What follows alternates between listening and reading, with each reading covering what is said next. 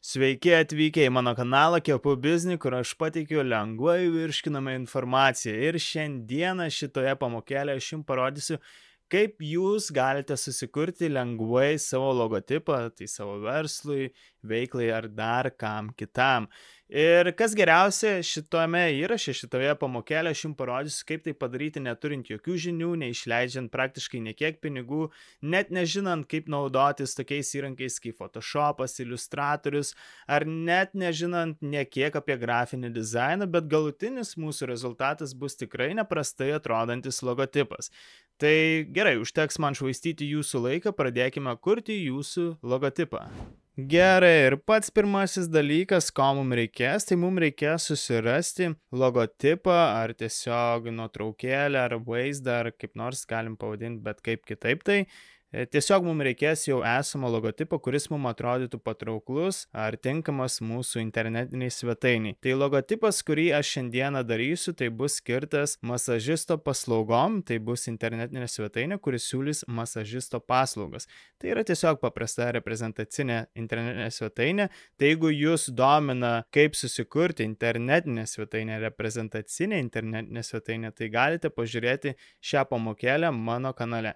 Gerai, tai pirmiausia, ko mums reikės, kaip ir sakiau, tai mums reikės susirasti logotipą, kuris mums atrodytų patrauklus. Tai jūs norite eiti į šią svetainę freepik.com ir štai čia jūs galite užsiregistruoti, aišku, čia galite ir nusipirkti už 15 eurų mėnesiui premium narystę, bet su nemokama narystė jūs ko puikiausiai apsisuksite. Gerai, čia paieškos laukelyje įveskite raktažodį. Tai raktažodis būtų jūsų verslo kryptis, jūsų veiklos kryptis, tai mano atveju tai yra masažas. Tai čia reikės duoti užklausą anglų kalbą, tai aš įvesiu masaž ir gale tiesiog įveskime logo. Jeigu turite kažkokių problemų su anglų kalba, visada galite naudoti Google Translate ir įsiversti viską į lietuvių kalbą. Gerai, spauskime ieškoti, enter. Ir štai čia mes gauname įvairiausių logotipų pasiūlymų. Ir jeigu pasirinktume licenciją nemokamą, sakykime, tai mes rasime viskas, kas yra nemokama ir ką mes galime laisvai naudoti ir pritaikyti savo veiklai ar verslui. Gerai, tiesiog paieškom, kas mus tenkintų. Manau, aš pasirinksiu šitą logotipą, jis atrodo toks minimalistiškas, visai gražus, visai jis man tinka.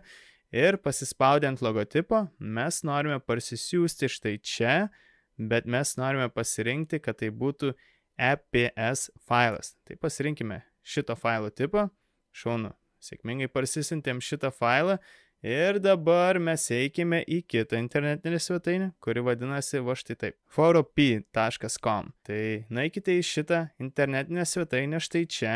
Ir tai, sakykime, yra alternatyva Photoshopui, su kuria mes galime laisvai redaguoti įvairius failus ir su kuriais galime sukurti savo logotipą.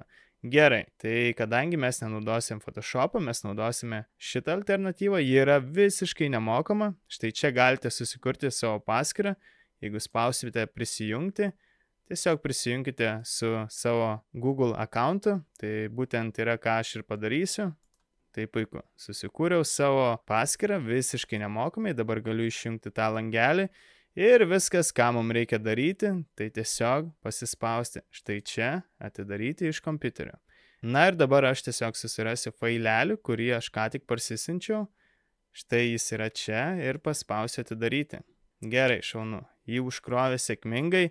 Ir kaip matote, štai taip atrodo šitas logotipas. Tai dabar, ką mums reikėtų padaryti, aš manyčiau, mes galime pakeisti jo spalvą, nes man šita spalva netinka. Ir kaip matote, jeigu aš paspaudžiu ant vieno elemento, tai čia aš galiu keisti, pasispaudęs 2 kartus ant šito elemento, jo spalvą.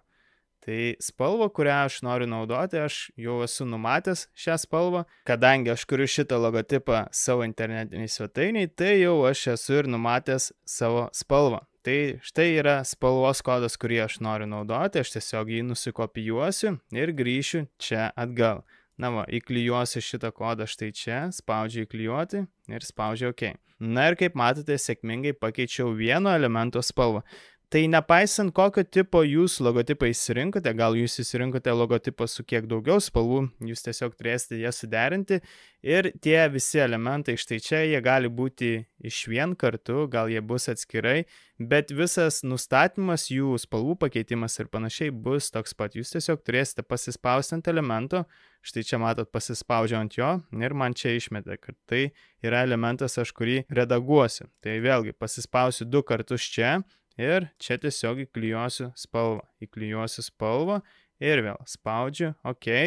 Ir dar kartelį darau su šitu elementu, čia spaudžiu 2 kartus ir tiesiog įklijuoju spalvą. Ir taip pat padarysiu su visais likusiais elementais. Gerai, tai ką dabar galėtume pakeisti? Tai štai čia yra užrašas, čia yra ką pajudinau užsklandą. Užsklanda tai yra nugarėlė, sakykime, spalva. Gerai, tai čia mes turime tekstą. Tai kaip matot, čia yra visa grupė šitų elementų. Jeigu aš pasirinkčiau vieną po kito elementą, tai kaip matot, čia yra tekstas. Mes to teksto nenaudosim, mums jo nereikia. Tai pavyzdžiui, jeigu aš paslėpčiau tą tekstą, matot, jis dingsta. Tai aš vietoj to, kad jį slėpti, galiu tiesiog paspausti dešinį pelės mygtuką ir spausti ištrinti. Na ir vėlgi, ką čia turime? Čia turime savo logotipą. Ką čia turime? Tekstą. Na, tai tą tekstą vėl mes galime tiesiog pasispausti dešinį pelės mygtuką ir ištrinti. Ir čia galime parašyti savo tekstą.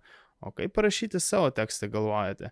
Tiesiog siūlyčiau dabar pasispausti čia šitą naują sluoksnį ir vietoj to, kad mes jį įdėtume į kažkokią grupę, aš išsikelsiu jį čia ir tiesiog susikūriau naują sluoksnį. Ant šito sluoksnio aš jau galiu rašyti ir tekstą, ir piešti, ir ką tik noriu daryti. Tai šiuo atveju aš noriu parašyti tekstą savo kuriamai internetiniai svetainiai, su kuria aš naudosiu šitą logotipą. Tai po apačią ir parašysiu tekstą. Pasirinksiu dydį savo teksto laukeliui. Žinoma, pasirinksiu spalvą, tai štai čia, kadangi spalva yra balta, aš noriu pakeisti į savo spalvą. Ir vėlgi, štai taip. Na ir gerai. Ir dabar tiesiog viskas, ką man reikia padaryti, tai čia įrašyti tekstą. Taip, tai būtent yra, ką aš ir padarysiu. Įrašysiu kepu biznį. Gerai, štai taip atrodo tekstas. Jis yra kiek mažokas, tai nieko tokio. Mes jį galim apsibraukti. Tiesiog, štai taip. Ir dabar galime pakeisti dydį. Štai čia galime pakeisti teksto dydį. Manau, toks dydis bus geras ir galime pasidaryti, kad jis būtų centruotas. Gal šiek tiek padidinkime jį vis dėlto? Gerai. Padidiname jį ir dabar pasispaudęs šitą pasirinkimą štai čia, aš galiu jau judinti šitą tekstą, kur aš noriu. Ir kaip matot, šita raudona mažytė linija parodo, kad šis tekstas yra sucentruotas. Tai būtent tai yra, ko mes ir norim. Gerai. Tai jeigu jūs naudosite šitą logotipą, sakykime, įsidėti į savo internetinę svetainę ar dar kur nors, tai jūs žinoma norite, kad jis būtų permatomas. Tai yra labai svarbu. Ir dabar kol kas, kaip matau, šiek tiek turime ganėtinai daug vietos aplinkui šitą logotipą. Tiesiog gal tai netrodys labai gerai, kai mes jį kelsime į savo internetinę svetainę. Tai siūlyčiau sumažinti šitas kraštines ir jas patraukti arčiau logotipo, kad jos neužimtų tiek daug vietos. Tai kad tą pakeisti, mums reikia eiti čia image, kas yra nuotrauka, ir canvas size, tai vadinasi šito viso lauko dydis. Mes galime jį pakeisti. Pasirinkime štai čia canvas size. Ir kaip matot, dydis yra žinoma 1:1 ir yra 1000 pikselių ant 1000 pikselių. Tai vietoj to gal galėtume įrašyti 700 ant 700 pikselių. Ir įrašysiu tą patį štai čia. Ir spauskime OK. Gerai, dabar viskas atrodo kiek geriau. Na ir ką, sekantis dalykas, mums nereikia šitos nugarėlės, šitos užsklandos, kuri yra balta. Jeigu mes ją pasiliksime ir mes įsaugosime šitą logotipą, kad jis įsisaugotų su permatoma nugarėlė, tai mums neveiks, nes yra uždėta balta nugarėlė. Tai viskas, ką reikia padaryti, tiesiog pasispausti ant baltos šitos vietos. Gal jūsų atveju ta vieta yra juoda, mėlyna ar dar kokia nors, tai nedaro jokios reikšmės, tiesiog pasispauskite ant nugarėlės ir kaip matot, čia yra nugarėlė. Tai mes galime tiesiog paspausti dešinį pelės mygtuką čia ir galime spausti ištrinti. Viskas, jinai dingo. Dabar mes turime permatomą foną ir tai yra būtent tai, ko mes norime. Kadangi su permatomu fonu galėsime kuo puikiausiai panaudoti, sakykime, šitą logotipą savo internetiniai svetainiai. Tai gerai, dabar mums reikia eksportuoti šitą logotipą būtent su permatoma nugarėle. Gerai, einame į failas ir pasirinkime Export ir pasirinkime PNG. Tai reiškia, su šitu PNG formatu mūsų nuotrauka, mūsų logotipas bus su permatomu fonu. Tai būtent yra, ko mums reikia. Gerai, pasirinkime PNG ir čia, žinoma, galime padidinti, jeigu mes norime šitą visą logotipą pamažinti, bet tiesiog čia nedarome jokių pakeitimų ir spauskime išsaugoti. Gerai, ir kaip matote, štai čia parsisiuntė mūsų logotipas. Tai jeigu aš įsijungčiau šitą logotipą, kaip matote, jis taip atrodo. Jis atrodo su permatomu fonu ir tai yra būtent ko mes ir norėjome, nes kai mes kuriame logotipus, sakykime, savo internetiniai svetainiai, mes norime, kad jis turėtų permatomą foną ir tas permatomas fonas veikia su PNG formatu. Tai kaip matėt, štai taip galit paprastai susikurti savo logotipą. Tiesiog pasimate logotipą, kuris jums visai patinka. Čia yra tikrai daug, šitoje internetiniai svetainiai daug nemokamų variantų ir aš manau tikrai jūs rasite, kas jūs tenkintų ir tada galiausiai nepamirškite, kai siųskitės EPS formatu visą tai ir tada apdorosite viską su šitu įrankiu. Štai čia matote yra internetinė svetainė, kur jūs norite nueiti.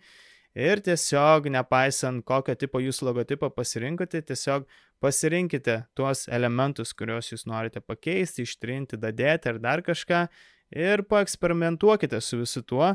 Ir tai bus tikrai ganėtinai nesudėtinga, jeigu jūs šiek tiek praleisite laiko, investuosite į tai ir galiausiai turėsite tikrai gerai atrodantį logotipą, neišleidžiant jokių pinigų ir praktiškai neinvestuojant labai daug laiko į mokantis, kaip naudotis tokiais įrankiais kaip Adobe Illustratorius, Adobe Photoshopas, nes mokymosi kreivė ganėtinai stati ir ganėtinai ilgai užtruks laiko išmokti visą tai. Tai šiai pamokėliai tiek, tikiuosi aš jums padėjau susikurti savo logotipą ir kaip matėte, tai nėra tikrai sudėtinga, šitas logotipas, kurį kūriau, aš jį naudosiu savo internetiniai svetainiai, kurią aš kaip tik kuriu, jeigu norit, jūs galite pažiūrėti ir pasimokyti, kaip susikurti internetinę svetainę taip pat. Jeigu tai, ką žiūrėjote, radote naudingo, tai nepamirškite prenumeruoti į mano kanalą. Ačiū ir iki kito karto.